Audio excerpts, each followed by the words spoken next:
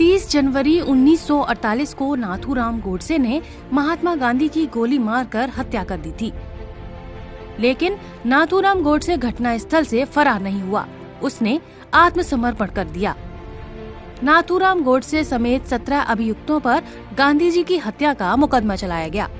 इस मुकदमे की सुनवाई के दरमियान न्यायमूर्ति खोसला से नाथूराम ने अपना वक्तव्य स्वयं पढ़कर सुनाने की अनुमति मांगी, जिसे न्यायमूर्ति ने स्वीकार कर लिया था। इस वक्तव्य पर नाथूराम ने गांधी जी की हत्या करने की वजह न्यायाधीश को बताई। महात्मा गांधी भारत के नहीं अपितु पाकिस्तान के राष्ट्रपिता थे, जो हर कदम पर पाकिस्तान के पक्ष में खड़े रहे, फिर चाहे पाकिस्तान की मांग जायज हो या नाजायज। गांधी जी ने कदाचित इसकी परवाह नहीं की। नाथूराम ने न्यायालय में स्वीकार किया कि महात्मा गांधी बहुत बड़े देशभक्त थे।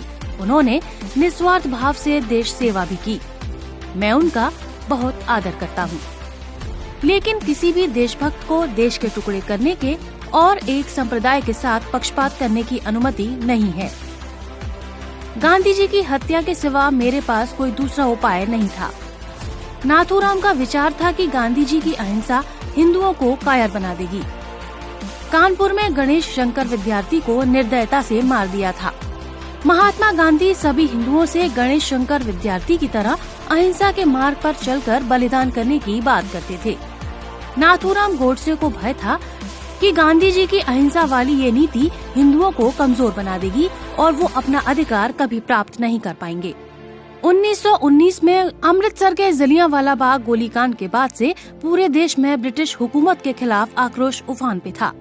भारतीय जनता इस नरसंहार के खलनायक जनरल डायर पर अभियोग चलाने की मंशा लेकर गांधी जी के पास गई। लेकिन गांधी जी ने भारतवासियों के इस आग्रह को समर्थन देने से साफ इनकार कर दिया। महात्मा गांधी ने खिलाफत आंदोलन का समर्थन करके भारतीय राजनीति में सांप्रदायिकता का जहर घोल दिया था। महात्मा गांधी खुद को मुसलमानों के हितैषी की तरह पेश करते थे। गांधी केरल के मोपला मुसलमानों द्वारा वहां के 1500 हिंदुओं को मारने और 2000 से अधिक हिंदुओं को मुसलमान बनाए जाने की घटना का विरोध तक नहीं कर सके। कांग्रेस के त्रिपुरा अधिवेशन में नेताजी सुभाष चंद्र बोस को बहुमत से कांग्रेस अध्यक्ष चुन लिया गया था, परंतु गांधी जी अपने प्रिय सीतारामैया का समर्थन कर रहे थे। गांधी जी ने सुभाष चंद्र बोस से जोर जबरदस्ती करके इस्तीफा देने के लिए मजबूर कर दिया। 23 मार्च 1931 को भगत सिंह, सुखदेव और राजगुरु को फांसी दे दी गई। पूरा देश इन वीर बालकों की फांसी को टालने के लिए महात्मा गांधी से प्रार्थना कर रहा था, लेकिन गांधी जी ने भगत सिंह की हिंसा को अनुचित ठहराते हुए देशवासियों की इस उचित मांग को अस्वीकार कर दिया। गांधी जी ने कश्मीर के हिंदू राजा हरि सिंह से कहा कि कश्मीर मुस्लिम बहुल क्षेत्र है, अतः वहाँ का शासक कोई मुसलमान होना चाहिए। वहीं हैदराबाद के निजाम के शासन का गांधी जी ने समर्थन किया था, जबकि हैदराबाद हिंदू बहुल क्षेत्र था। गांधी जी की नीतियाँ धर्म के साथ बदलती रहती थीं। उनकी मृत्यु के पश्चात सरदार पटेल ने सशक्त बलों के सहयोग से हैदराबाद को भारत में मिलाने का कार्य किया। गांधी जी के रहते ऐसा करना संभव नहीं होता। महात्मा गांधी ने दिल्ली स्थित मंदिर में अपनी प्रार्थना सभा के दौरान नमाज पढ़ी, जिसका मंदिर के पुजारी से लेकर तमाम हिंदुओं ने विरोध किया, लेकिन गांधी जी ने इस विरोध को भी दरकिनार कर दिया। लाहौर कांग्रेस में वल्लभ भाई पटेल को बहुमत से विजय प्राप्त हुई, किंतु गांधी ने अपनी जिद के कारण ये पद जवाहरलाल नेहरू को दे दिया। गांधी जी अपनी मांग को मनवाने के लिए अनशन, धरना, रूठना, किसी से बात न करने जैसी युक्तियों को अपनाकर अपना काम निकलवाने की नीति में माहिर थे, और इसके लिए वो नीति अनीति का लेश मात्र विचार भी नहीं करते थे। 14 जून 1947 को दिल्ली में आयोजित अखिल भारतीय कांग्रेस समिति की बैठक में भारत विभाजन का प्रस्ताव अस्वीकृत होने वाला था, लेकिन गांधी जी ने वहां पहुंचकर प्रस्ताव का समर्थन करवाया। ये भी तब हुआ जब गांधी जी ने स्वयं ही यह कहा था कि देश का विभाजन उनकी लाश पर होगा। न सिर्फ देश का विभाजन हुआ, बल्कि लाखों निर्दोष लोगों का कत्लेआम भी हुआ, लेकिन गांधी जी ने कुछ नहीं किया। धर्मनिरपेक्षता के नाम पर मुस्लिम तुष्टीकरण की नीति के जन्मदाता महात्मा गांधी ही थे। जब मुसलमानों ने हिंदी को राष्ट्रभाषा बनाए जाने का विरोध किया, तो महात्मा गांधी ने सहर्ष ही इसे स्वीकार कर लिया। और हिंदी की जगह हिंदुस्तानी को बढ़ावा देने लगे। बादशाह, राम और बेगम सीता जैसे शब्दों का चलन शुरू हुआ। कुछ एक मुसलमान द्वारा वंदे मातरम गाने का विरोध करने पर महात्मा गांधी झुक गए और इस पावन गीत को भारत का राष्ट्रगान नहीं बनने दिया। गांधी जी ने अनेक अवसरों पर शिवाजी, महाराणा प्रताप और गुरु गोविंद सिंह को पथभ्रष्ट देशभक्त कहा। वहीं दूसरी ओर गांधी जी मोहम्मद अली जिन्ना को कायदे आजम कहकर पुकारते थे।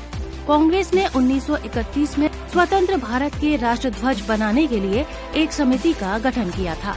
इस समिति ने सर्वसम्मति से चरखा अंकित भगवा वस्त्र को भारत का राष्ट्रध्वज के डिजाइन की मान्यता दी थी, किंतु गांधी की जिद के कारण उसे तिरंगा कर दिया गया।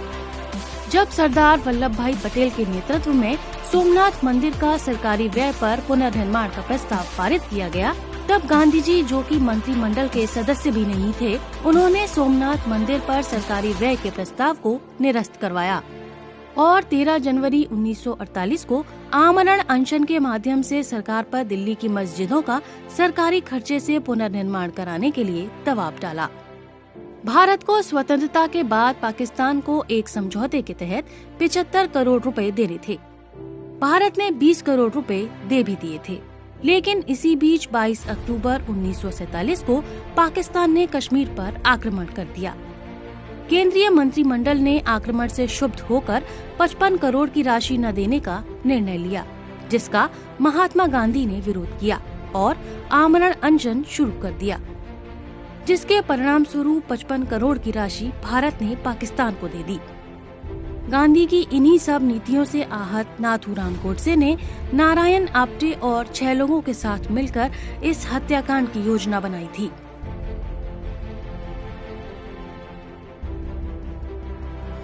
एक वर्ष से भी अधिक चले मुकदमे के बाद 8 नवंबर 1949 को गोडसे को मृत्युदंड दे दिया गया।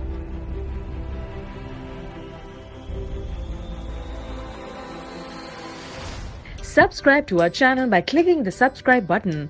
Click the bell button and enjoy the latest uploads from our channel.